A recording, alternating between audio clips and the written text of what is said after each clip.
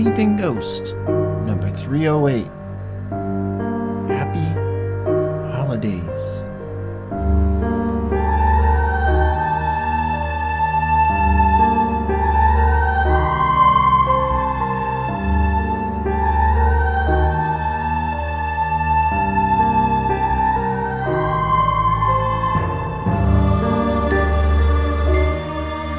Hello everyone, and welcome to the Anything Ghost Show. It's a place where people share their personal paranormal experiences, and I share them with you on the show. And a happy Halloween to everyone, a happy holidays to everyone. You can tell where my head's at. And I hope you're having a wonderfully safe time this time of year. We'll get right into episode number 308 of Anything Ghost, December of 2023. In keeping with the situation, the first story will be from Bob in California. The Old Woman in the Dark Room. I sit in front of a warm fire, thinking of memories from the past, some good, some bad. I begin to think of one of my favorite ghost stories, A Christmas Carol. Did you know that it was for years a tradition in England on Christmas Eve to gather around a Christmas tree and tell children after the feast, dancing and music, ghost stories?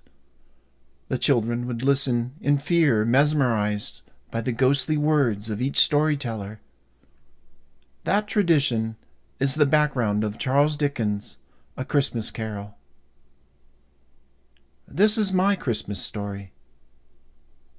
It's been a while since my experience in this story. The story I'm about to share still has an effect on me, and sometimes I wake up in the middle of the night with nightmares, dreaming about it. Sometimes I look around the room and see shadows that look like people, but I always smile, realizing that it is just my imagination getting the best of me. It all began in Southern California. California is a beautiful place, but there are also scary places here and there, just like everywhere else. One of the most haunted houses in the world is in San Diego, California, the Whaley House. I caught a photo of a little ghost girl once while touring the Whaley House. She just showed up in one of my photos. To me, ghosts are very real and should be respected, just like you would respect another person. Often in life, things happen when you least expect it. Such is the case with my true story. Remembering back, it was a dark, overcast day. There was a mist in the air, a haze we get sometimes in California. I'd been laid off from a job that I'd been working at for 9 years. I'd been tuning pianos off and on over the years, but I hadn't been doing it for the last few years, because while working full-time, I didn't have time with the demands of my full-time work to do it. Well, that changed when I was laid off. I started tuning pianos to make ends meet while I searched for a new job. There was a message on my phone. The voice on the message was faint and a bit hard to hear, requesting a piano tuning. I called back later and set up a tuning appointment. When I arrived at the piano house, I looked through a tall maze of weeds at the house through my car window. The house was ominous and old and had faded, drooping wood slabs that were gray from years of neglect.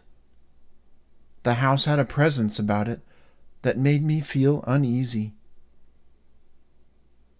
I drove toward the house. The road leading to it was full of cracks, with weeds creeping through the cracks. The road was framed on both sides with 8-foot limestone rock walls. I parked, and I got my piano tuning kit and approached the front door. The front door's doorbell wires were frayed, so I could see the doorbell wouldn't work. I knocked loudly 3 times. I could hear my door knocks echoing throughout the house, and there was a rustling of someone moving behind the door as someone approached. I could see a silhouette of someone approaching through the thick curtains. The door opened slowly. An older woman peered up at me through a dark room from behind the door. She gestured me to follow. I followed her. The room's darkness sported shadows that covered her face. She pointed to an upright piano sitting in a corner in the room.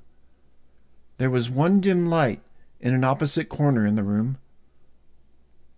When I first entered the room, because of the room's darkness, I wasn't able to see the woman's face clearly. As my eyes adjusted, I could see the old woman was dressed in an old gray dress with a lace scarf. She was holding a small, leather-bound book that she clutched into her chest. I walked to the piano. I took out a flashlight, and with its light guiding me, I started to remove the top cover screws in preparation to tune the piano. The old woman watched me curiously as I removed the screws, holding the piano cover in place. I looked down at the piano keys and could see that some of the piano keys were worn and had broken ivory tops missing, but it still seemed playable. As my eyes continued to adjust to the darkness of the room, I could start to see a bit clearer, and I looked over. The old woman was watching, and I glanced at her face. I was startled as one of her eyes was glazed over with a dull glow reflected from the room's only light, giving her a terrifying appearance. Trying not to show my surprise, I looked away from her face, around the gloomy room. There was an old tattered music box and some shelves with old bound books. I noticed that there weren't any framed photos. The whole experience so far left me uneasy. I put my piano tuning kit on the table and got my tools ready to begin tuning. For all pianos, there are many keys that have 3 strings for each key. The strings must be tuned to play in unison together for the same note. Having any of these out of sync can cause the sound for a key to have a twangy tone, not the desired clear, in-tune, unison tone. Time passed as I tuned the piano. I got halfway into tuning the piano, and I realized that I would not be able to tune it, because the strings that I tightened quickly unraveled because the soundboard that held the string pins was broken, and it wouldn't be able to hold the tension of the strings. I realized, because of my concentration, that I did not notice the older woman was no longer there watching me. I was alone.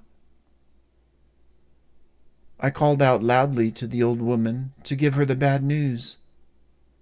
"Ma'am?" No response. I called out again. "Hello?"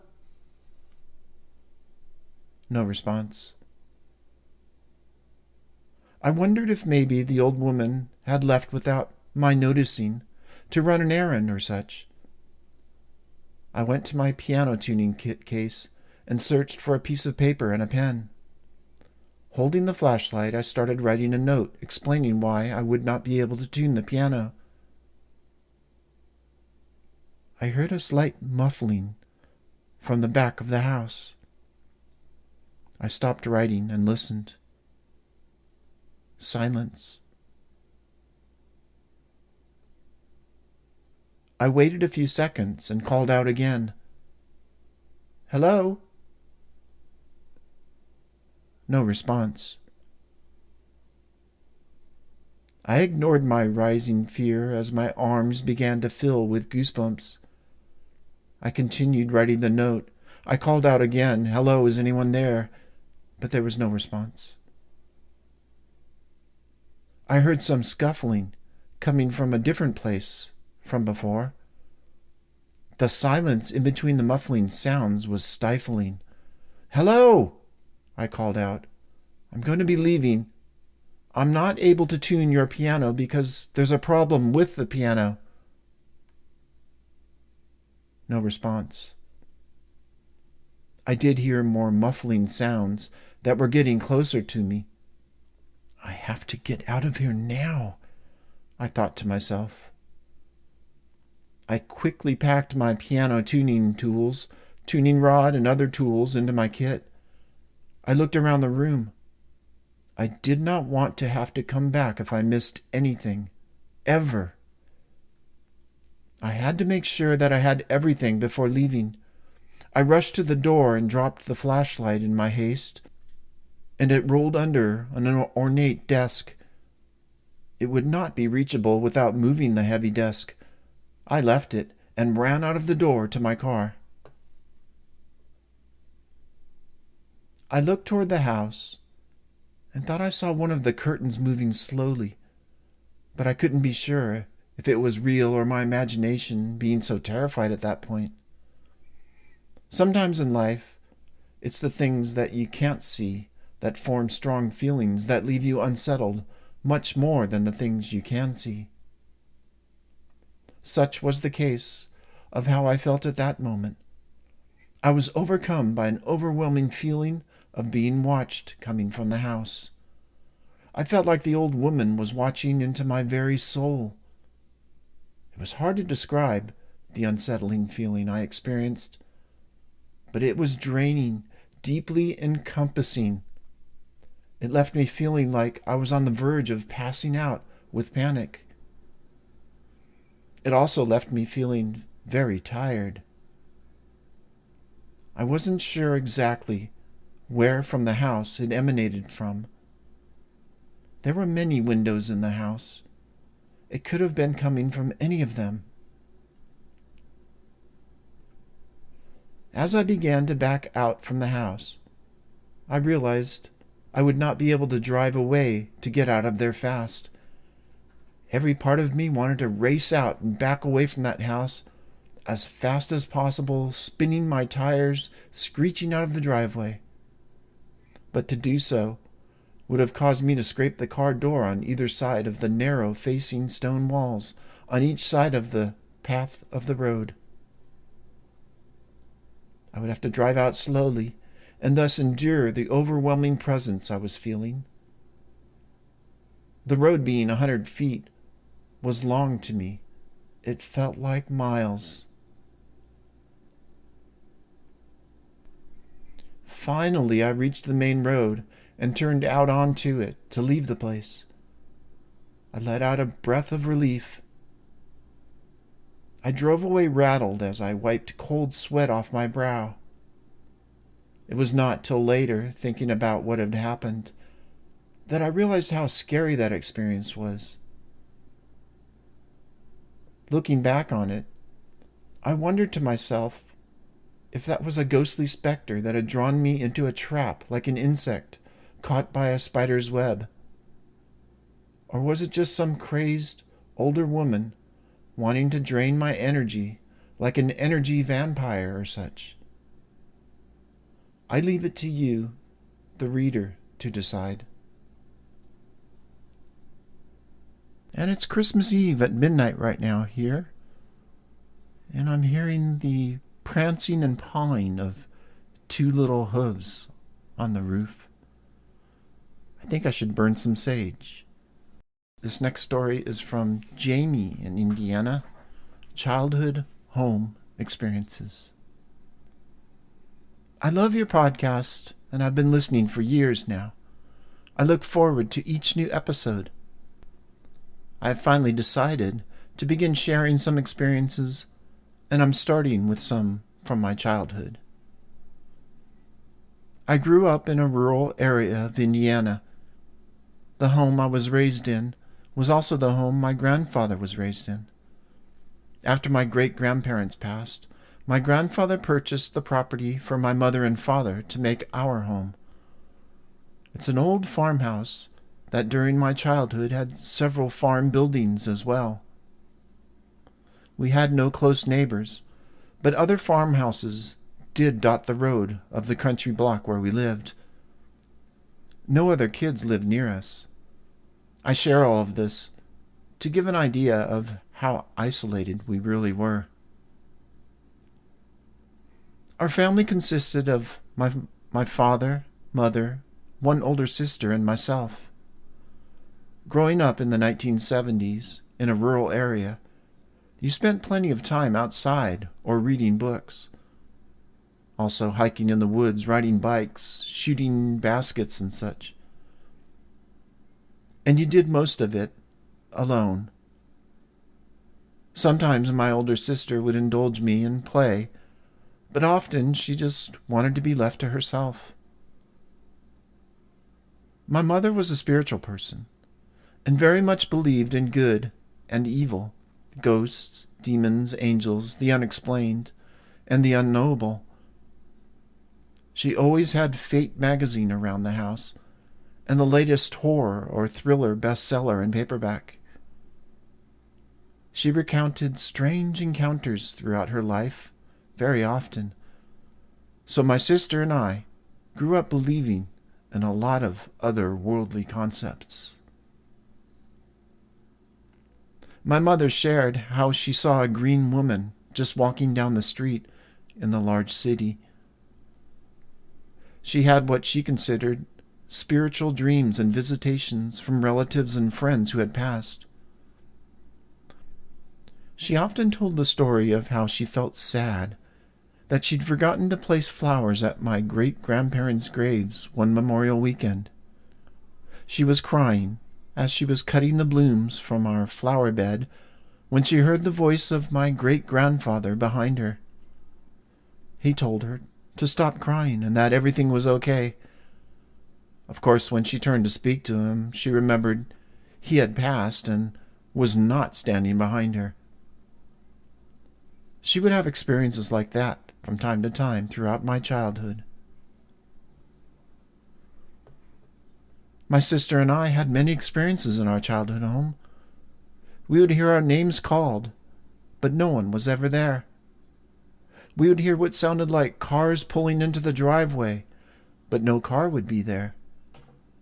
We would hear what sounded like our mother and grandfather talking while we were upstairs, but upon heading down to speak to grandfather, found he was not at our house.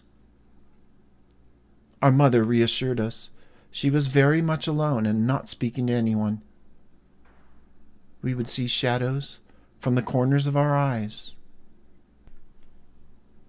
The upstairs, where all the bedrooms were located, often gave a very unsettling feeling. I would not go upstairs alone as a small child. I always waited until someone else went upstairs. The room I slept in also had an uneasy feeling about it. One evening, as I was trying to fall asleep, I opened my eyes and saw a hooded figure dressed in what I can best describe as a monk's robe standing beside my bed and kind of standing over me. I couldn't see a face or hands, just the hooded cloak.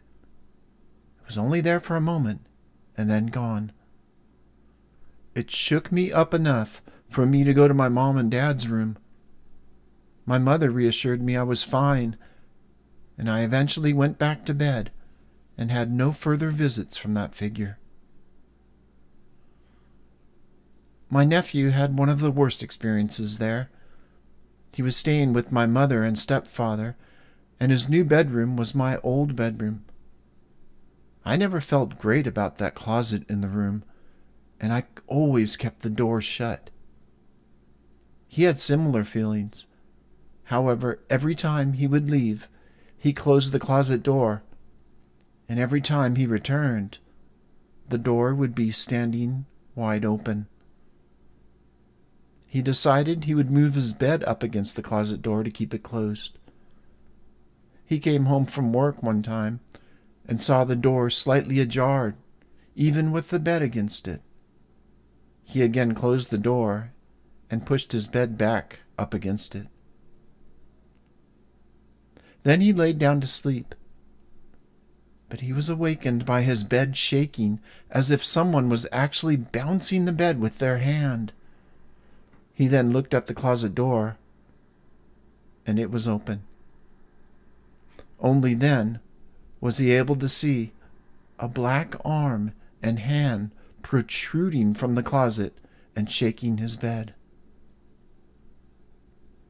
My nephew said out loud, "Enough." Then he closed the door again and pushed the bed back against it. The shaking stopped at that point. Others who visited the house would also comment on the uneasy feeling they would get. My mother had a Ouija board, and she allowed my sister and I to use it when we were teenagers. I don't believe anything bad of those experiences, but the house just had a feeling like you were not alone. Sometimes it felt like you were being followed if you left the room that everyone else was in, and sometimes it just felt spooky. Another issue for the house was that it was always a place of frequent arguments.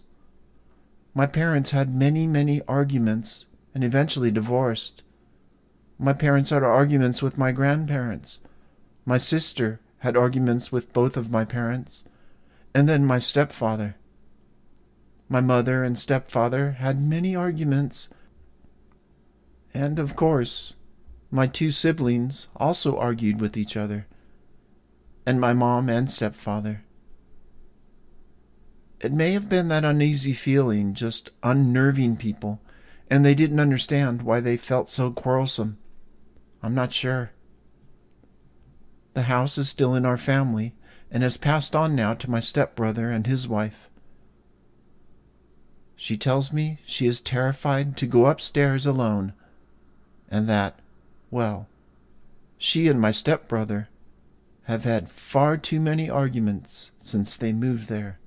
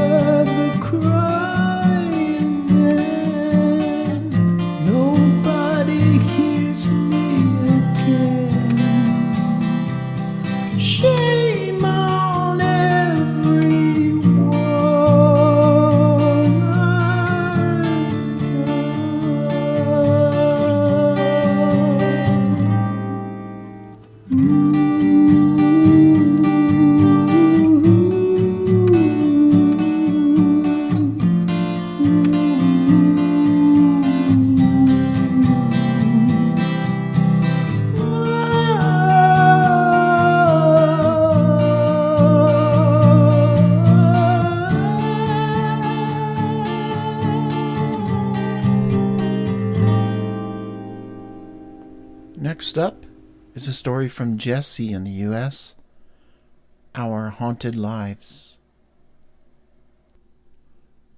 The city that I live in has some rather mild hauntings that people openly share. I work for the city. The day after Halloween was an event at the city hall. The mayor and city manager were both present, and our tour was given of the city hall and the Heritage Building next door. The Heritage Building is a former school that now houses city offices, including the mayor's and city manager's offices. The building itself has creaky wood floors and doors, and is well preserved and beautiful with gorgeous architecture. It isn't especially creepy, but everyone has a little story about something strange that had happened, as it's long purported to be haunted by an old school marm. Perhaps it was just the spooky season, the fun from the night before, or just the feeling in the air on All Souls Day. But the tours, and both the mayor and city manager, had fun ghost stories to share about working late in the Heritage Building. Mostly it involved suddenly feeling like someone was watching you or hearing footsteps when no one else was around. After the event, my daughter and I headed back to the Heritage Building to pick up our stuff and then planned to head down to the underground parking lot, accessible via a well-lit basement corridor. I entered the office area from my department using my employee badge on the sensor to the heavy door, waited the second or so for the beep to acknowledge the access, and then the loud click of the door unlocking, before turning the handle and pushing the door open. It takes a good medium constant push to open that door, and once closed, it loudly clicks and locks automatically. My daughter was enjoying the hiss of the door and assumed I was important to the city because I needed a badge to access the area. Not true, but the building was open to the public, so having locked up areas for our workspace is necessary. I was asked by a coworker about the event. I, amused by the stories, explained that ghost stories were shared. She shared that she had her own experience in the very room that we were standing in. At that time, she had her desk in the corner of the room with her back to the door. She heard the door open and close, but didn't think anything of it.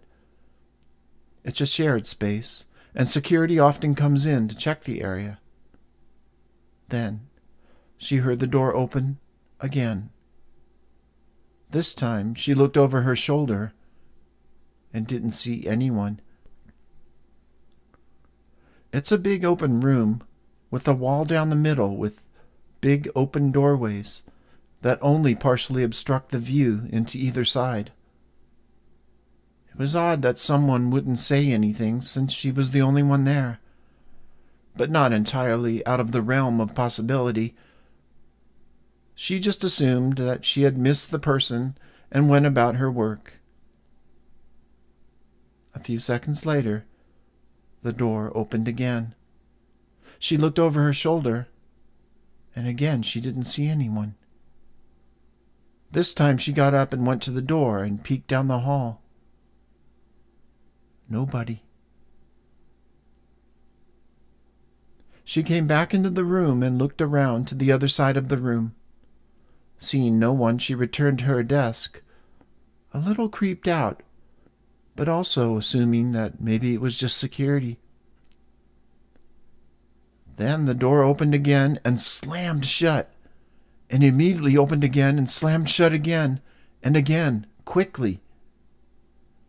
There was no one in the doorway, no one on either side, and no beeping to lock or unlock that door. Slam, slam, slam, over and over, for what she said seemed like ages.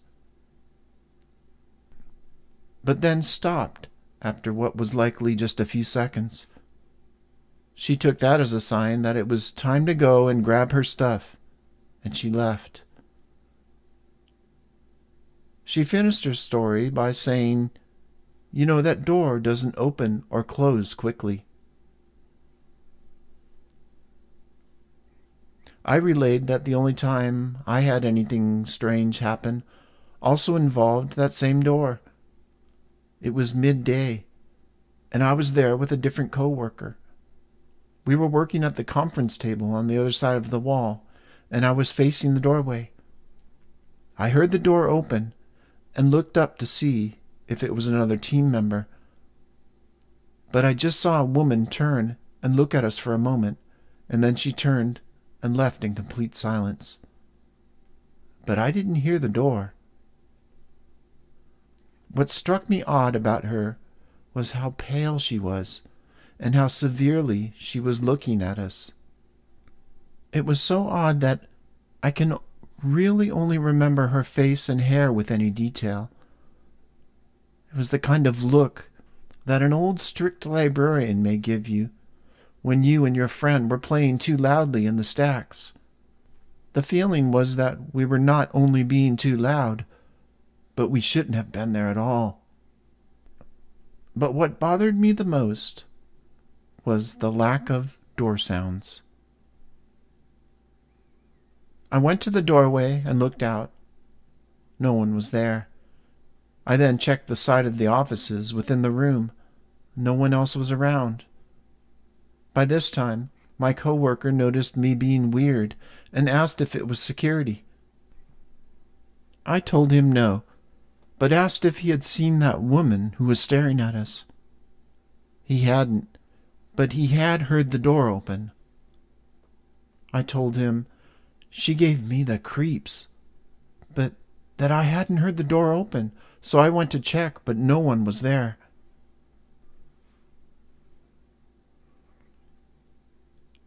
As my daughter and I were leaving the office area, she was dubious of my coworker's story, and so we spent a moment playing with the door. There was no way that door could open quickly and slam shut. It locks immediately when closed, and you have to use a badge reader to unlock it. I shrugged at my daughter before leading her down to the basement stairwell. My daughter was thoroughly creeped out and wasn't sure she wanted to head into the basement. The basement actually isn't creepy at all, but perhaps it was just because we were already on edge about the ghost stories.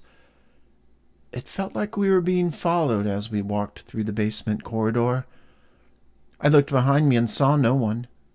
I passed through another badge door and closed it behind me carefully before continuing on. The area was about 500 feet before the final badge access door. As we walked, I still felt like we were being followed, and I saw my daughter look over her shoulder a couple of times. I looked over behind us and saw nothing. "What is it?" I asked my daughter, who replied nothing. She said she just felt like someone was following us. I stopped and turned around. "Stop following us and leave us alone," I said sternly in my best mama voice. I turned on my heels, motioned my daughter ahead of me, and we continued through the final door to the parking garage. Immediately she wanted to talk about it, and I shushed her. Once we were in the car and fully away from the area, I asked her what it was she wanted to talk about. She asked me if I had seen anyone. I told her no, but I figured it wouldn't hurt to tell someone to stop it. She was quiet for a moment before she said, "But it listened?" After that, I didn't feel anything was following us anymore. It was just like the feeling was gone. I shrugged. "I don't know, baby. I just know that sometimes you can tell them sternly to leave you alone, and they do." My next story involves my sister. This sister sees dead people all the time. She sees lost souls everywhere she goes, down the street, walking around, just everywhere. Generally, in the family, we tend to bless our houses and protect our homes. Not much enters our homes, but we tend to have passive allowance for loved ones and relatives who are visiting. Whenever something happens, we tend to check in with each other to see if there's a relative making the rounds, or if there's something concerning about what we've noticed. Most often, if it's around October, we attribute it to one of our uncles who in life was a prankster. He always called everyone starting in October to make sure we remembered his October 20th birthday. We assume he does the same in the afterlife. In October, we often find things out of place that give us cause to remember him. Nothing malicious. Ever at most, a picture will fall. A day or two after the City Hall event, I got a text from my sister. Apparently, she was showering, and her daughter walked in to ask her what she needed. My sister said she didn't call her. My niece insisted she had. After the shower, my sister checked in with the kids. Both of her kids heard her clearly calling her daughter and got up to check what she needed. Shortly after that, the dog started barking at something down the hall. My sister went to look, and there was nothing there, but the dog was growling and barking. She has now told whatever it was to get out. I think it's gone. I haven't heard of any more incidents. She lived in that house for about 7 years with no similar incidents, so I don't think it's the house. I know this was long, but these are the latest incidents. Hope everyone was as thoroughly creeped out as we were.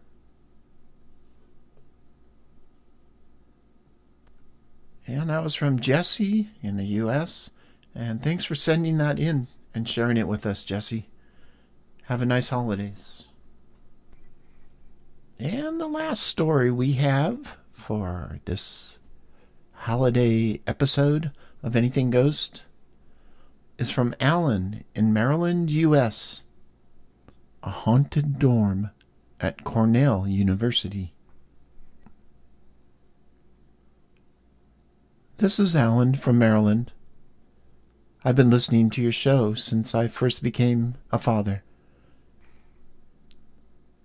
You provided me company during many sleepless nights with a fussy baby. I almost said faceless when I first read that. That baby is now 11 years old and is himself a fan of Anything Ghost. I figured it was about time for me to send in a story, so here goes.